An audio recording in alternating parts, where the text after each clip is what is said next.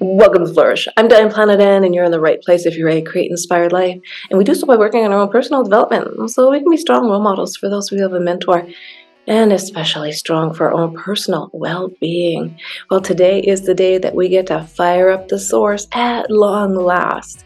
I hope you've been studying along with me, because this best-selling book by Dr. Tara Swart is a game changer. She begins this chapter with a very strong quote from Goethe. Here we go. Whatever you do or dream you can do, begin it. Boldness has genius, power, and magic in it. Don't you just love that? But I have another quote for you from the same polymath. Knowing is not enough. We must apply. Action wins the race. And she has 4 segments to firing up the source. I will give you a little brief introduction, and then we're going to jump right into it. Number 1, raised awareness, making the subconscious conscious and turning off your autopilot. Step 2, action board to design the vision for your future. Step 3, focused attention. Focused attention. Whoa, that one's going to be a game changer. And number 4, deliberate practice. Repetition is the crucial final step 4. And I'm going to go into each of these in detail and record each episode separately, so you can focus personally on that which you really need to hone for your skill set. It could be different. Maybe you've never done a vision board or an action board before. Maybe you want to dive into that a little deeper, whatever that may be for you. And I'll link them all in the show notes as well, between each one. So let's go. Step 1, raised awareness. Switch off your autopilot. Carl Jung said, until you make the unconscious conscious, it will direct your life, and you will call it fate. And I finally understand that. Do you understand that quote? I must have heard it, I don't know how many times, and I've listened to it over and over again, and I'm like, what do you mean? What do you really, really mean? It's that autopilot that you have going on, those habits that you know you have to change. Raise your awareness. Raise your awareness to switch off the autopilot.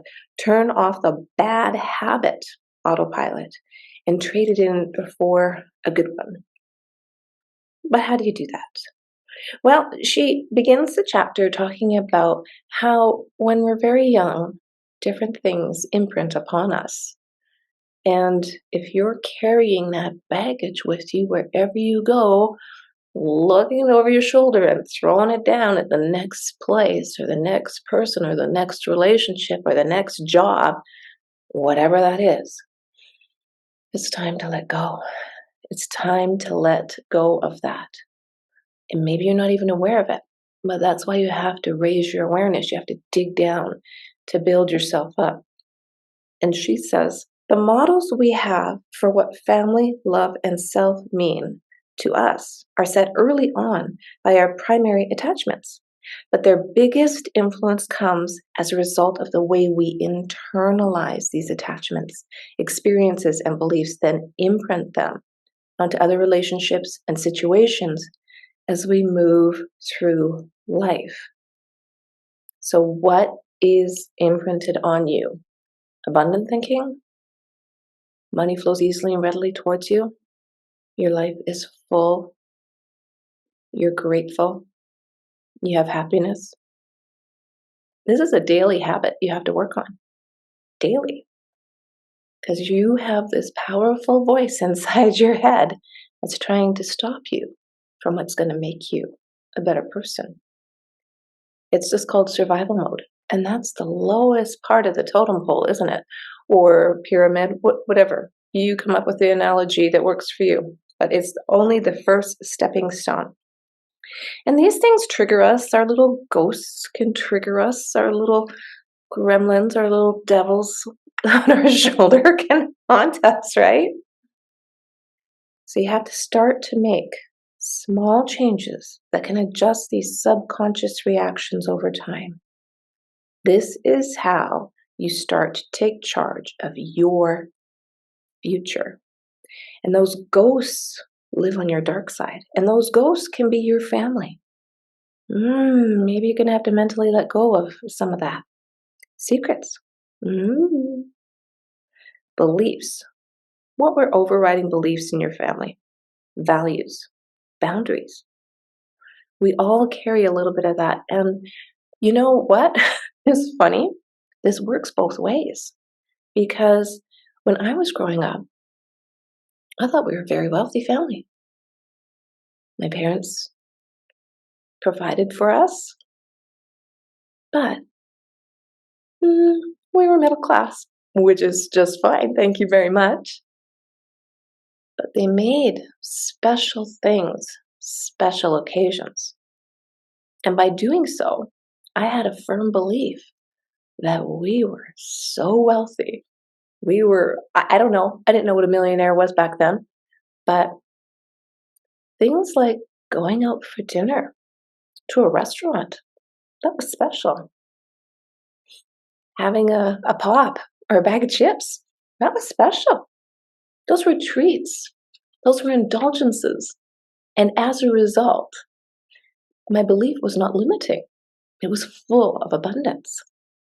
But as you get older and the little whack-a-moles come out to try and pin you down, your mindset changes.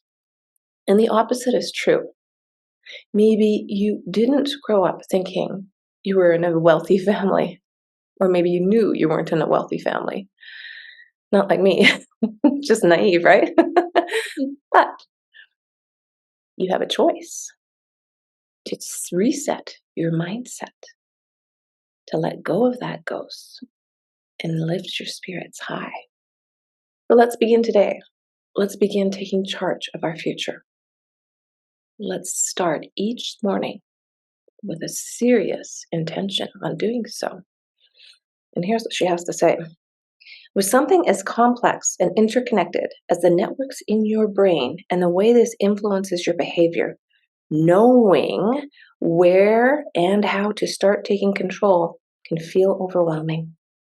Look into your own past conditioning is a good place to begin understanding the patterns that have been laid down in your brain to make sense of the world and your place in it. So, she says, just start with exploring your limiting beliefs. And if you have a journal or a notepad, write these things down.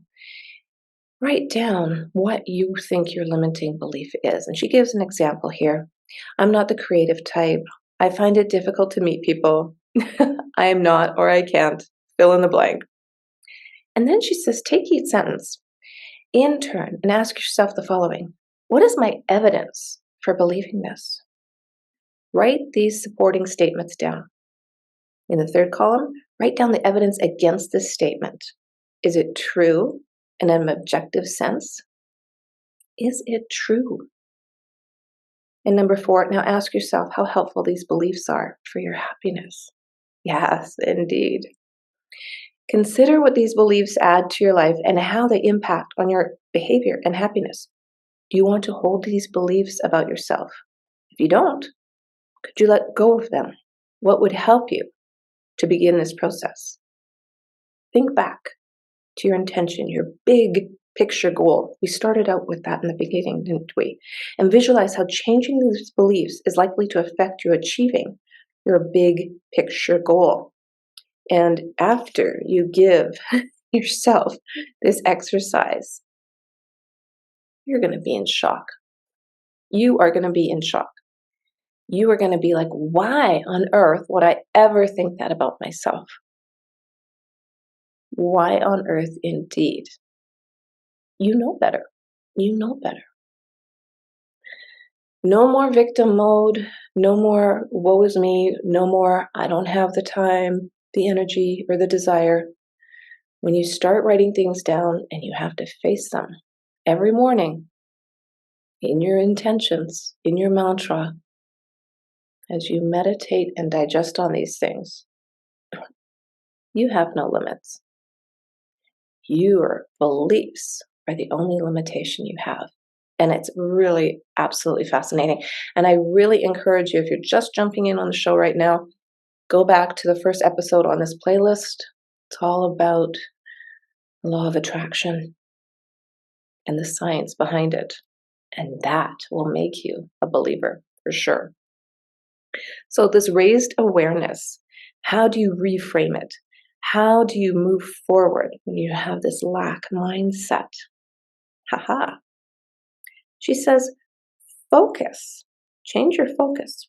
Nurture the source at these times by going back to the basic steps and focus only on what you can learn from any mistakes. We all make mistakes, but don't focus on your mistakes.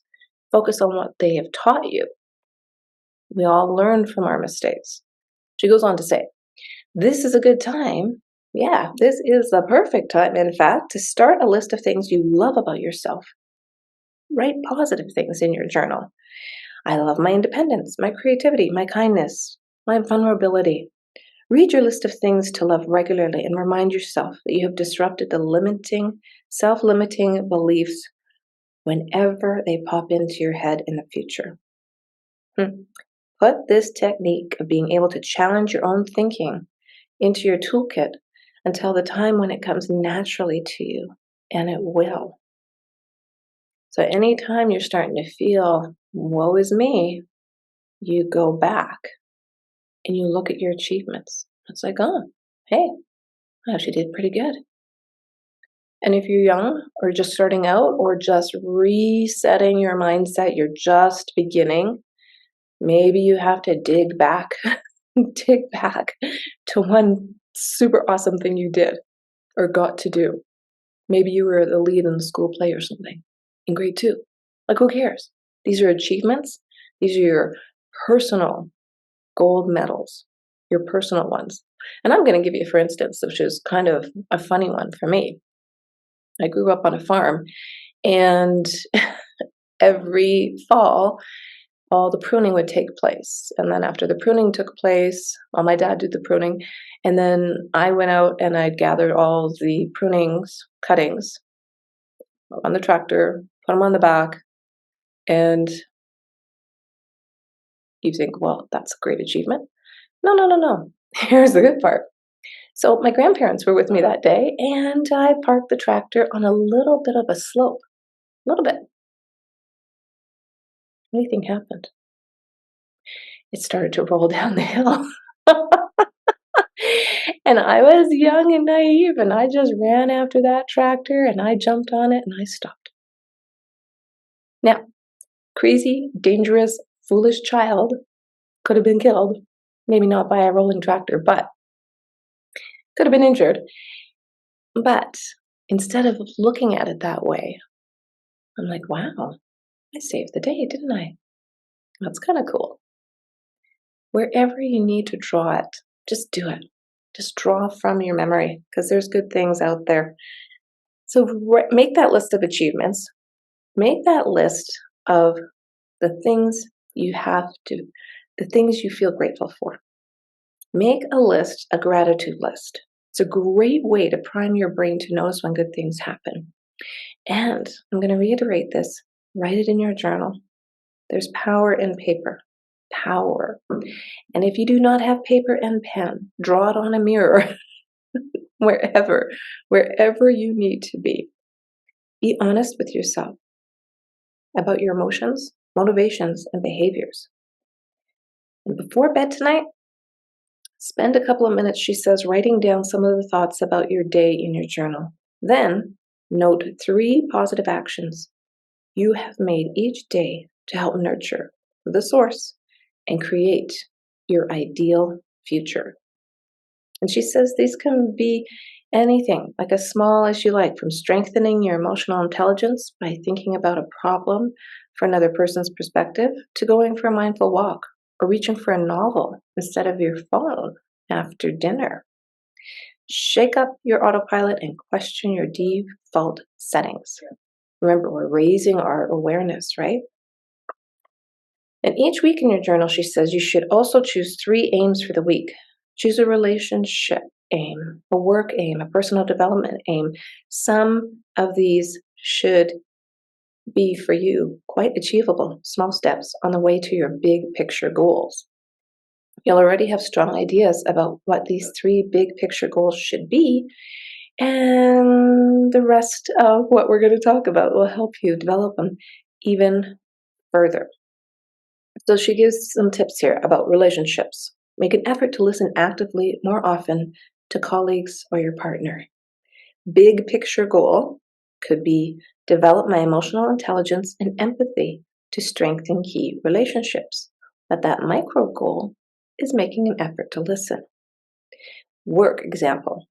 Speak up more about my ideas or research potential mentors. Big picture goal, start my own business. Little steps, right? And the third personal development example she gives is commit to repeating a new affirmation each day to boost my self-esteem. Big picture goal, stop self-criticism and be confident and happy in my life choices. You have a choice, right? You can stop being your own worst enemy. And she says, if you do this raised awareness, if you go through the process, learn from your mistakes, write down your wins, create your intentions by raising your self-awareness, by now, you should be feeling full of positive energy and focused on all things to like about yourself at this stage. And this is the perfect segue for the next episode, where we're going to work on our action boards, our vision board. And before you think, oh, that's hope come, this is a scientifically proven method that will help you live a more inspired life. And I really would love it if you hit that subscribe button and maybe give me a thumbs up or a comment what you're doing to build your self-awareness, your self-esteem, and your self-confidence. We'll see you soon.